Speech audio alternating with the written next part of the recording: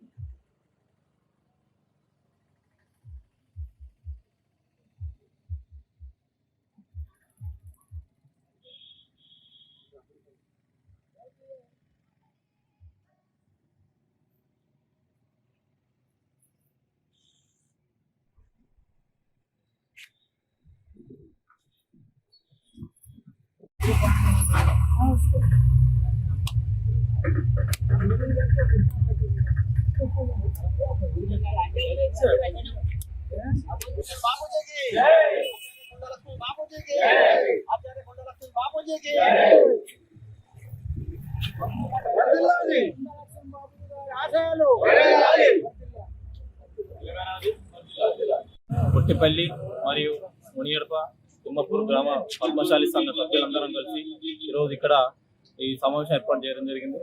మన సాయుధ పోరాటంలో ఎన్నో ఆశయాలు నెరవేర్చినటువంటి ఘనత లక్ష్మణ్ బాబుకి దక్కుతుంది.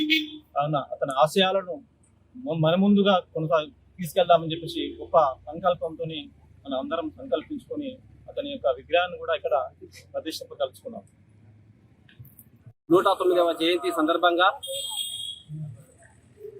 మునిగడప గ్రామంలో కొండ లక్ష్మణ్ బాపూజీ 109వ జయంతి వేడుకల్లో భాగంగా పద్మశాలి 3 గ్రామస్తులు మరియు ఇతర కులాలు కూడా వట్టిపల్లి, మునిగడప, తిమ్మాపూర్ గ్రామస్తులు, పద్మశాలి గ్రామస్తులే కాక ఇతర కులాలతో కూడా అమేకమై కొండ లక్ష్మణ్ ఎన్నో రకాల కులాలకు కూడా అనేక సేవలు చేసినటువంటి ఘనత ఆయనకున్నది. ముందు తెలంగాణ పోరాట యోధుడు కొండ లక్ష్మణ్ బాపూజీ కాబట్టి అతనికి ఎన్నో పదవులు కేంద్ర పదవి, రాష్ట్ర పదవులు కూడా తెలంగాణ రాష్ట్రం కొరకై త్యాగం చేసినటువంటి ఘనత ఆయనకే దక్కింది. కాబట్టి తెలంగాణ పోరాట మొట్టమొదటి యోధుడు. అందులో భాగంగానే ఈ జయంతి వేడుకలు ఈ మునిగడపలో మొట్టమొదటి ఏర్పరచుకుంటున్నాము. దీనికి అందరికీ వచ్చే వారికి అందరికీ శుభాభినందనలు తెలియజేస్తూ ఆచార్య కొండ లక్ష్మణ్ బాపూజీ 109వ వర్ధంతి జయంతి సందర్భంగా ఉమ్మడి రాష్ట్ర మంత్రివర్యులు డిప్యూటీ స్పీకర్ గా చేసిండు. ఆయన ఆశయాలు అందరినీ కొనసాగించాలని కోరుకుంటున్నాను.